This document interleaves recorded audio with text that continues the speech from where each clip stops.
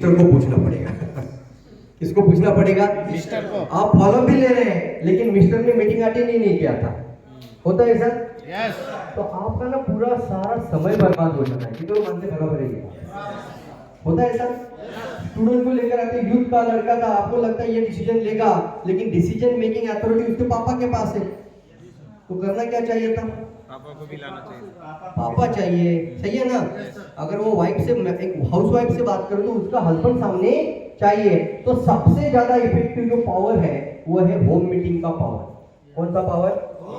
क्यों home meeting का power? क्योंकि पूरा परिवार सामने बैठता है, पूरा परिवार, मम्मी पापा भी बैठेंगे, दादा दादी भी बैठेंगे। ऐसा नो हो सकता है कि अगर वो कन्विंस नहीं हो रहा है आपसे, होता है ऐसा बहुत बार, लेकिन मम्मी बोल देती है उसको, अरे ले लेना बेटा, अच्छी चीज बता रहे हैं। आया ना? तो हमेशा याद रखिए कौन सा स्ट्रैटेजी लगाना है वहां पे, EAR। होम मीटिंग में एक स्ट्रैटेजी है EAR। ई का मतलब होता है एंटर। ई का मतलब क्या है? इंटर। ई का मतलब क्या है?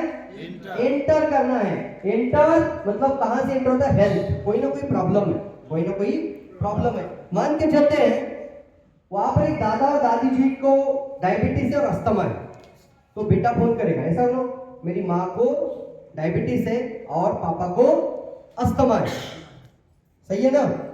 आपको कॉल आ गया, आप घर चले गए। और बहुत बार हम गलतियां क्या करते हैं मालूम है?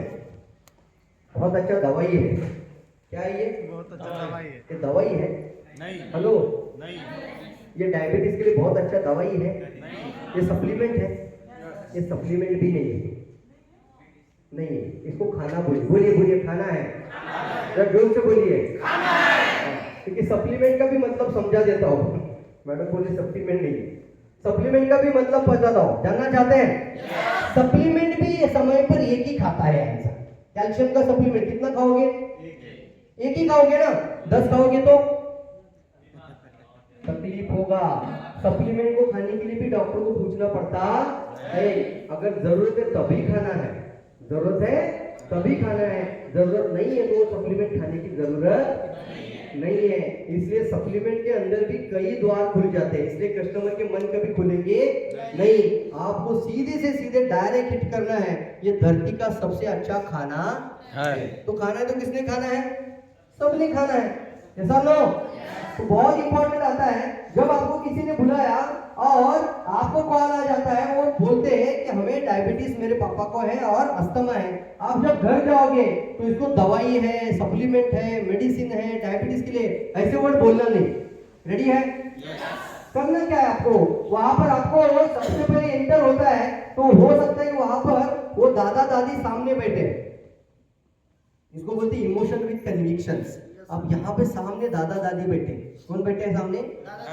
इधर बाजू में बेटा और बहू बैठे, बेटा और बहू, ये होम मीटिंग चल रहा है।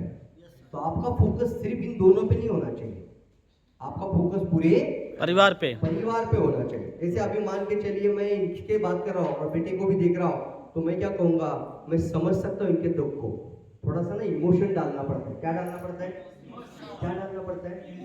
थोड़ा सा इमोशन बात करें। इतना इंपॉर्टेंट है, रापो बिल्डिंग का कला में आता है। जैसे मैं बोलता हूँ, मैं माँ जी की तकलीफ को समझ सकता हूँ। क्या बोलना है? मैं माँ की तकलीफ को समझ सकता हूँ। रोज इंसुलिन का टीका लेना पड़ता है, हमें अगर कभी इंजेक्शन का समय आ जाता तो एक इंजेक्शन के लिए भी हम मना कर देते, करते कि नहीं करते? वो दर्द 2 दिन रुकता नहीं। आया ना? तो मैं बोल सकता हूँ कि मैं समझ सकता हूँ कि कौन सा परेशानी है इनको। हर दिन खाना खाना है तो पहले टीका लगाना है, इंजेक्शन लेना और उसके बाद खाना खाना है। इनका समस्या को मैं समझ सकता हूँ, मेरी इच्छा है कि इनका जल्दी से ये समस्या दूर हो जाए। क्या बात है। तो ज्यादा बोलने की जरूरत नहीं, थोड़ा इमोशन